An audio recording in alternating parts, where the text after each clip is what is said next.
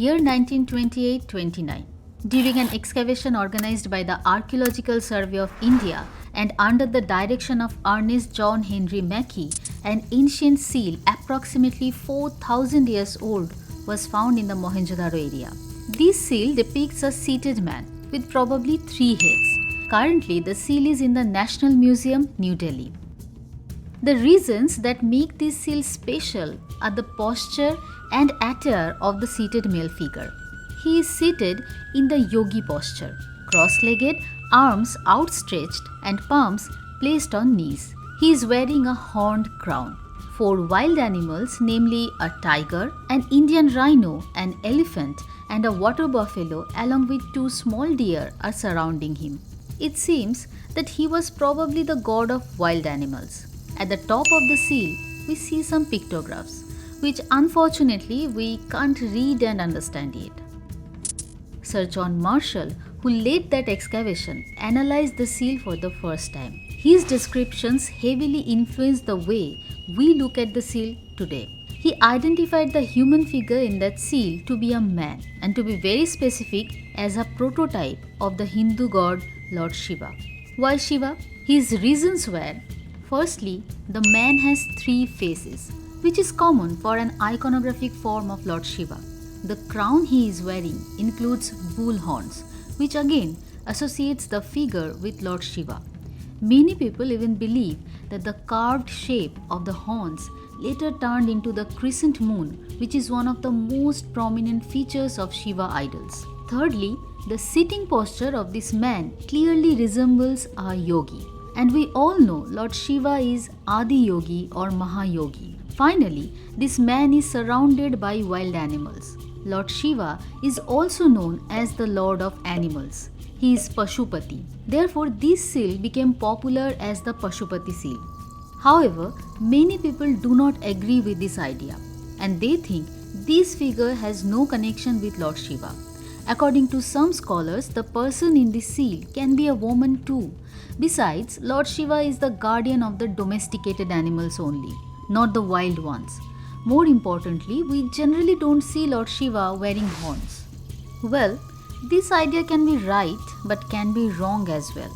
Especially the idea that this seated person can be a woman too doesn't sound believable, because such horned male gods are not exclusive to the Indus Valley civilization. We can find similar seated figures in some ancient foreign cultures as well. Just look at this figure. He is a proto-Celtic god.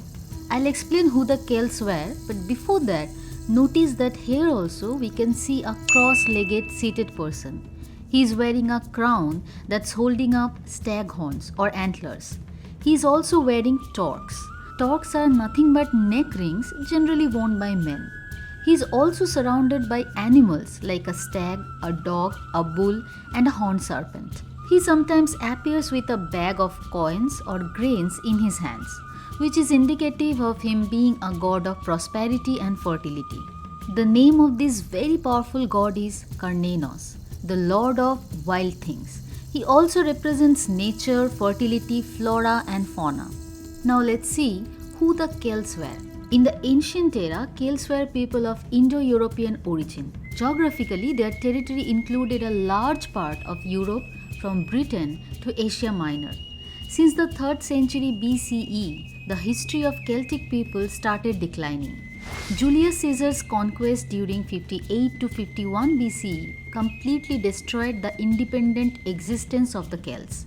Currently, more than 120 million people of Celtic origin are concentrated in different parts of North and South America, Australia, Africa, and Europe.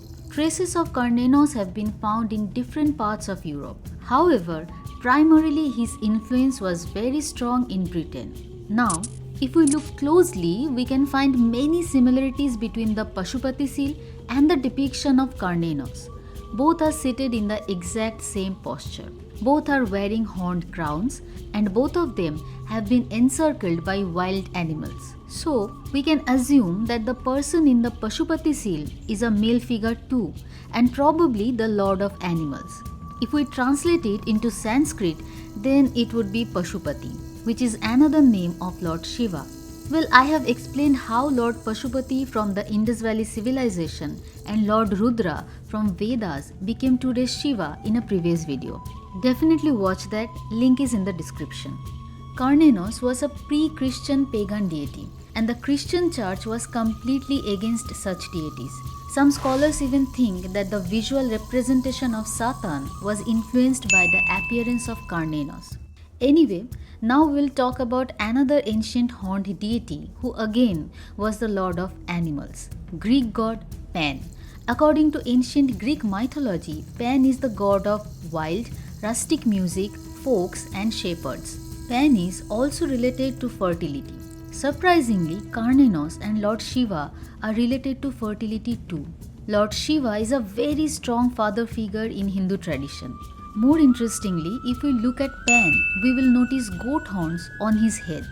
So we can say deity is very similar to Lord Pashupati were important parts of religious practices across the ancient world.